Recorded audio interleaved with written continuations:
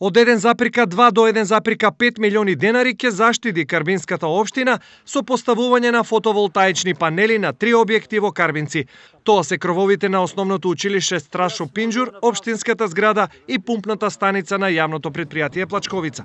Овие средства би останале во општинските каси, во буџетот и би се намениле за инвестиции директно према населението. Значи со тоа ќе го подигнеме и стандардот на населението во општина Карбинци. Со планот на инсталација на панелите, Карбинската општина ќе биде прва во регионот.